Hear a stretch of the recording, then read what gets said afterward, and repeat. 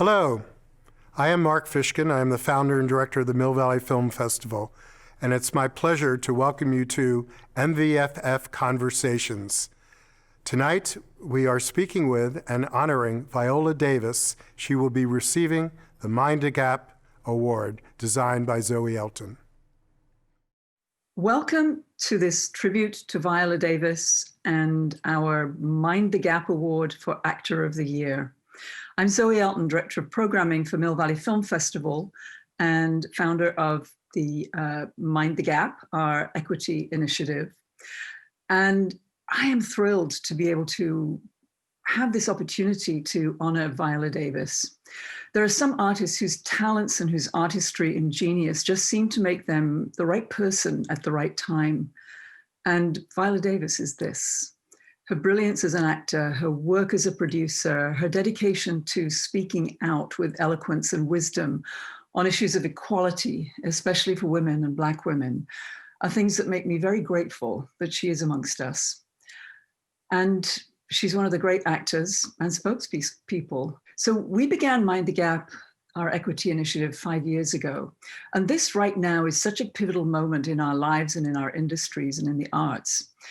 So much of what we aspire to and to explore and understand is embodied and articulated through Viola Davis's career and her sensibilities. So it seems like a great time to honor this brilliant artist. And particularly since her newest film is Ma Rainey's Black Bottom, August Wilson's play that has been brought to the screen under George C. Wolfe's direction. So let's begin by seeing a clip of Ma Rainey. White folk don't understand about the blues. They hear it come out, but they don't know how it got there. They don't understand that that's life's way of talking. You don't sing to feel better. You sing because that's the way of understanding life. Blues help you get out of bed in the morning. You get up knowing you ain't alone. Something else in the world. Something been added by that song.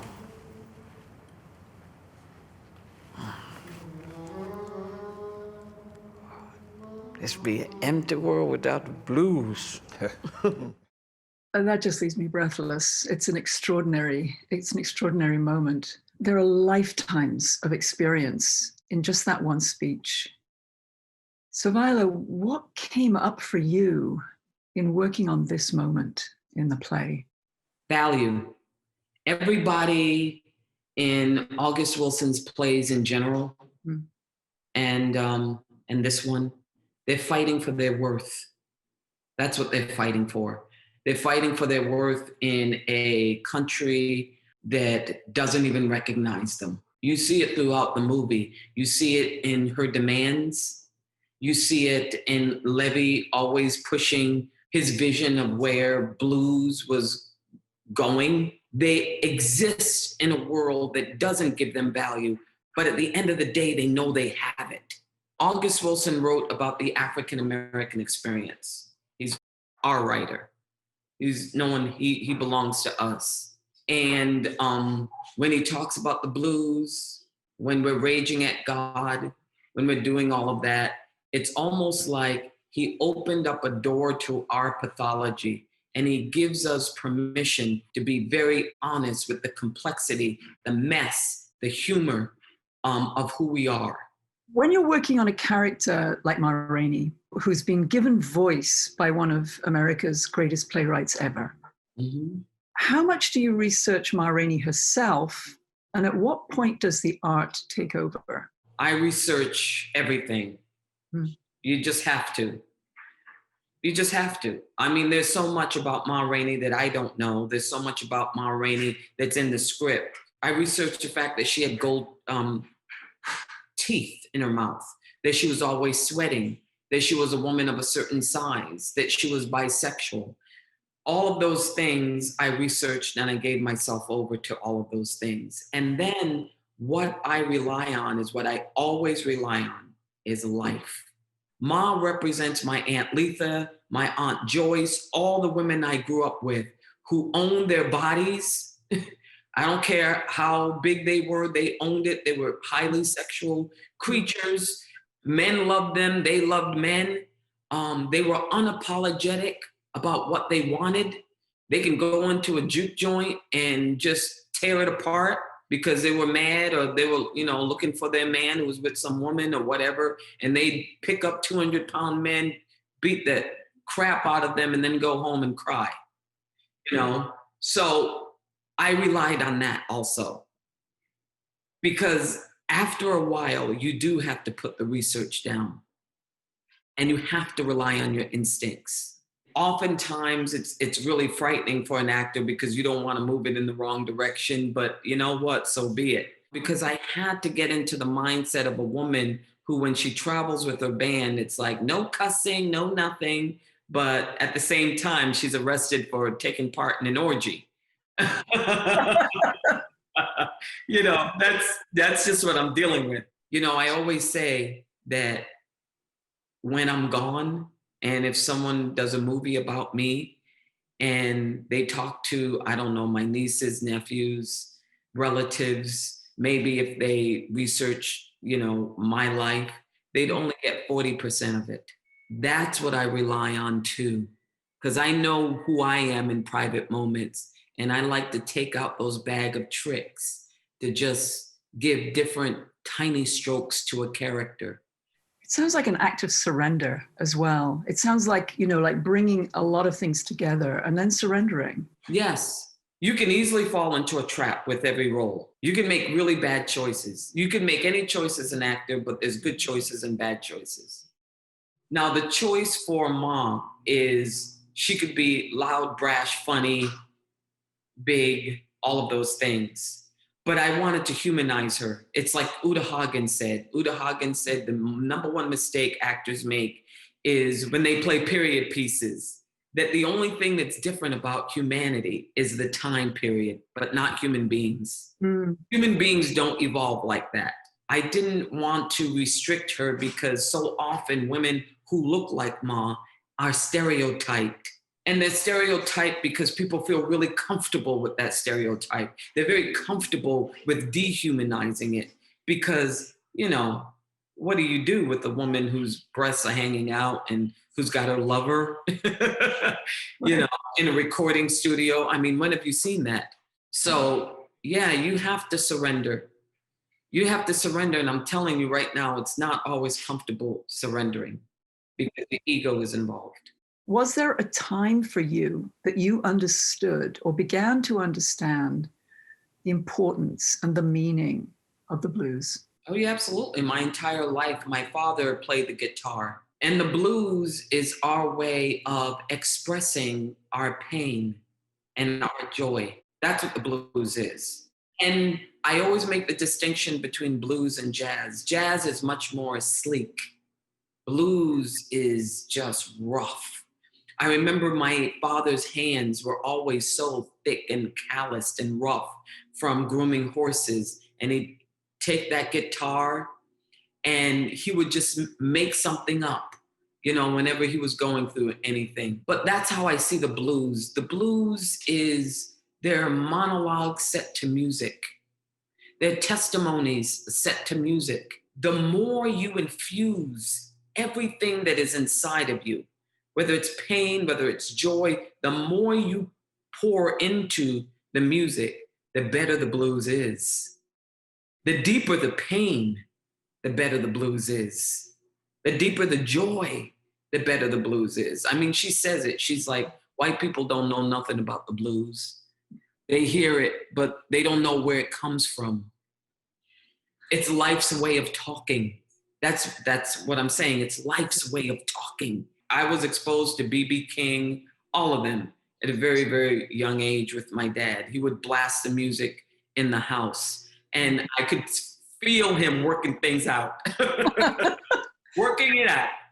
Did you sing with him? Oh, yeah. Yeah? We all did. We'd be dancing in the living room, and he'd say, "That's my baby." That's your daddy's baby. That's sweet. Harmony? How did you harmonize too? Well, I don't know about that because it It was more ragtag. It really was. Okay. It was ragtag. We didn't have an audience. Do you think that music generally and blues specifically can help us have empathy for and understand a heritage that's not ours? Well, yeah, if you're willing, if you're open, Right. all kinds of things can be a window into our souls. And that's why it's so horrific that so much of arts has been taken out of education, is because what it promotes is empathy. You know, any piece of art should be a human experience. Something really needs to shift inside of you. Now, it could just be entertainment where you bring your popcorn, Sour Patch Kids, and Diet Coke, and you just want to escape. People use that word too much, by the way, escape. Everyone's trying to escape something. Art is not about escaping. Art is about confrontation. And the confrontation is, you're not alone. All of those emotions and those thoughts, then it all pours out into the artists on that stage. And they give you a glimpse of what it means to be human, so you feel less alone. Yeah. That's what you have to get. What happens with Black material, because we are hyper aware that there are white people in the audience, and they plop down money for the ticket. So then we have to water down who we are to meet you where you are in your understanding, okay? So a lot of times, not all the time, but a lot of times our movies are metaphors. They're political metaphors, so that you can go back into a restaurant with your glass of wine and talk about the political concepts that you saw in that piece of art. I'm not a fan of that. My thing is, and the reason why August is so beautiful is he does do that, but he presents to you a human being who is smack dab in the middle of that political, racist experience. Yeah. And so he exposes it, because you have to know that we're human too, that we're struggling and fighting. We have a pathology. And so when you walk away, we want you to be moved by who we are, not by what we did. Where you take us to, or where I hope that you're suggesting we go to, is empathy and understanding, because there is in that, I think, a more cellular understanding than the brain offers to us. But fear rules the day. Yeah. And when fear rules the day, you go to your head. Right. That's what you do. You go straight to your head, because going elsewhere, the heart becomes an indictment. Yeah. You see Levy raging at God. You see King Hedley, who is, gang member, has been in and out of jail, and all he wants to be is a big man.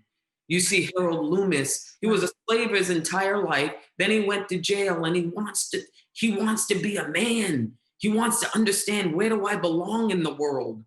And those are big ideas, big concepts, big human beings. So sometimes you want to be in your head.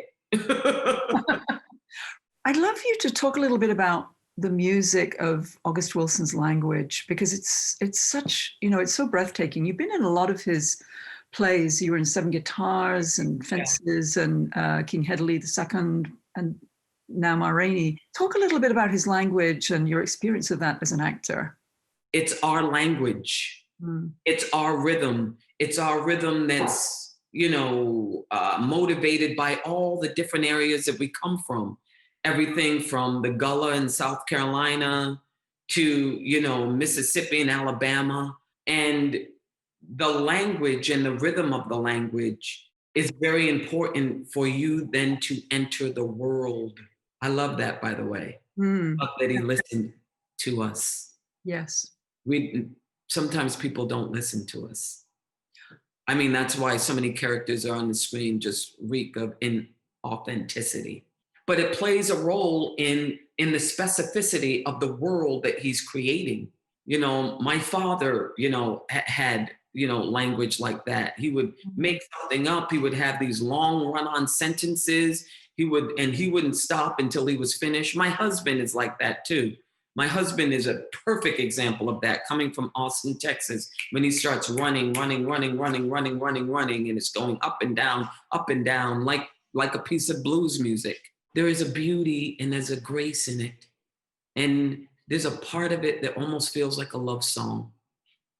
And I have to tell you, in a culture that has not always adored us, it's beautiful to be adored by a fabulous writer. There's so much in the play that revolves around power and the appropriation of Black authorship, Black creators by white producers. Have you seen or experienced that the telling of stories that out this kind of experience can really help to invoke understanding and perhaps even inspire change? Well, here's the thing. That's a question for other people, not me. Fair enough. It really is, Right. because I'm already changed. I'm already there. Yeah. Systemic racism and the limitations of it is for the oppressor. Yeah. It's for them to work out.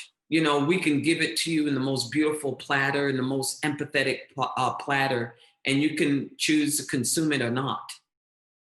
But right now, what I feel is happening is everyone's fighting for their space. So people who've been on the periphery for a long time, everyone from the LGBTQ community to Black and brown people, we're fighting for our space. Our only power is by saying no, by saying this is not good enough, I don't want it. But we're fighting for our space. Yeah. And you either acknowledge it or you don't. But the truth is already out there. There is a huge opportunity for people like me to step up and to listen. And that's really, the thing that is, it's incumbent on us to do that. And at this particular crazy time that we're living through, I feel like that's what we have to do, I have to stop you with that. Because I think that when you say that, I think it's great. I think people interpret that by thinking they have to do something big and something really big and political. I believe that those spaces of change even operate in personal situations, at a friend's house, in your office, in relationships, because so often, this happens to me all the time. If I'm in an interview and I'm speaking my truth, then the response is always, if there is a white person who is literally on the other side of it, I'm not saying you, by the way, then they'll change my words. They do. Yeah. It will change, this is not what you actually mean. And no, that's not really the case. They'll dismiss it without realizing that they're doing it. And see, it's that sort of conditioning that is in our culture that affects everything. It's like a thyroid gland, It affects everything. It affects education. It affects our observations. It affects even how we write when we put pen to paper. Yeah. Because here's the thing, the biggest tool you have as an artist, the biggest, is your imagination. When you restrict it, which oftentimes we've been restricted because it's like, you can't be mean, you can't be dark and cute, you can't get the dude at the end. We can only give you these 3 scenes because you can't be the lead. You don't translate in the global market. There's all kinds of excuses to sort of tether us. But that being said, everything is out there. Everything has been left on the floor. So now, if change doesn't happen, it is absolutely on us. You go on social media, everybody's suggesting books, everyone's suggesting all kinds of things. It's out there, and people, when you're educated, you know where to go in order to expand your mind, your heart, and your understanding. Imagining that we are now in a real world and we're taking questions from the audience. This one is from Brittany. What about this story and August Wilson's words feel timeliest to you? All of it feels timely to me. Fighting for your value is timely to me. You know, when you pick up a character, they always say you're motivated by one need, and it's got to be a big need, the need to be loved, the need to be accepted. I feel with all of August's characters, I feel they're all fighting for the same need, and that is value. That is, I mean something to somebody, you know? That's why we always get into status games, you know? Her next question is, what's the biggest difference between acting August Wilson on stage versus on screen? A lot of times there is no difference. I think that people would think the obvious difference is how big you are. But I find when actors are too big for the stage, it comes off as inauthentic. That sometimes big is one thing, but honest. You know, the scene in Fences where Rose says, you know, what about my life? What about me? Is a rant. That is a rant. If you went under and did that in a subtle way, it just wouldn't work. You know, sometimes you have big fights. Sometimes there are big moments. And those can be on screen. You know, sometimes I feel like people out whisper each other on screen because they feel like I've got to be small. So they really act small as opposed to just being honest. And it's the same thing with the stage. People get really, really loud the minute they walk on the stage. And I think that there's sometimes a happy balance. So to answer that question, sometimes you do have to be bigger on the stage, but really, there's no difference. Is there anything technically that you would say in the difference between, you know, the continuity that you have on stage and having to maintain a part through, you know, a 2-hour show versus the kind of continuity and technique that you may need when you have to bring something back up for take after take on screen? Yeah, take after take on screen is more than just a notion. I'm of the mindset that on screen, when you're doing several different takes, to try something new all the time. Yeah. Just go for it. You don't know what it's going to be, but just go for it with each take, okay? You can't really do that for the stage because you've rehearsed it. It's been set in stone. You have the 8 performances a week. You go on stage and do something different every night. You could throw off actors. You could I'm not saying that that's not a great actor who could do something different every night. I'm saying my 33 years of acting, once you set that performance, more than likely that's going to be the performance for 8 shows a week.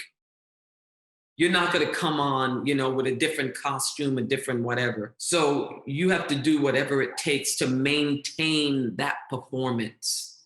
You know, a lot of actors come at half hour, they'll practice their voice, they'll go over their lines, they'll do all of that. But with screen, I think it behooves you to try something different every time, only because the camera picks up so many little subtle things and you don't know what take the director is going to use. Sometimes you've got to be big for one take, and then sometimes you have to go under. But I always feel like you should try something. Just have the courage to just go out there and try something different with every take. She also asks, which roles in August Wilson's work or not would you like to play in the future? Aunt Esther. Yeah, so glad you said that. Look at me, I'm not the age yet. Well, may you get to be that age. How old is she? 280? Yeah, I thought it was 300 and something years old, but you know, she's in a lot of different plays. She's also in 7 Guitars. Right. But in Gem of the Ocean, it's just spectacular. I mean, it's just August Wilson's mind is just tremendous. And I feel like there's just layers upon layers upon layers of Aunt Esther. You know, the other thing I say about August Wilson, he's got a role for every Black actor, actress from the age of 11 to the age of 90. And Aunt Esther is just beautiful character. Yeah. And I hear also that you're going to be playing Michelle Obama at some point. Yeah, I'm playing Michelle Obama. I love it. Yep, we're doing a limited series, First Ladies, and look at me, I'm praying. I'm praying. Another question from Brittany.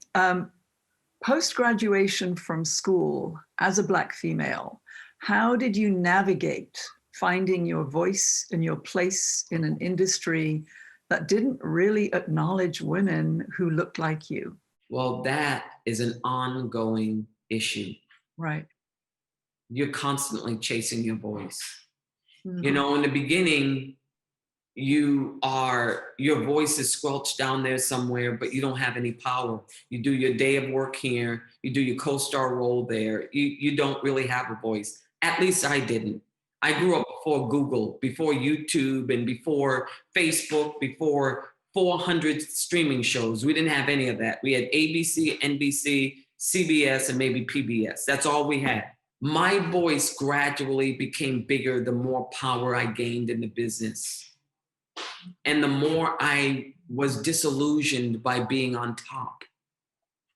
And that disillusionment forced me to have a voice, because then I realized that being a great actor wasn't the be all and end all, that literally I had to lead a life of significance, of legacy.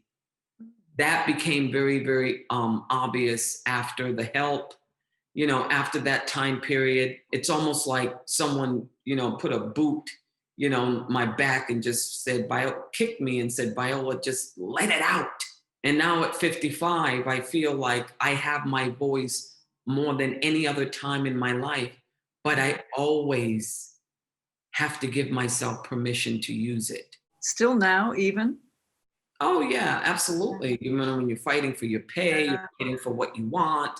Absolutely, you know, and, you know, I'm still a dark-skinned woman of 55. I still feel that there is an enormous absence of women who look like me. But now I have a production company. Now I know the emerging artists that are out there who would write for me specifically. Which brings us actually to Brittany's other question, which is how did Juvie Productions come about and what do you see for it and hope to create in the future? Well, it came about after The Help, when I realized that if I needed to be the change that I wanted to see. Yeah. I needed to find that material because it just wasn't going to be in Hollywood. It just wasn't. So that's why we started the production company that was named Mandinka, after the Mandinka tribe in, you know, the Gambia, West Africa, that I visited when I was 25. But then it turned into Juvie, which is a play on me and my husband's name. And we both run the company because we are dedicated to the broad spectrum of humanity.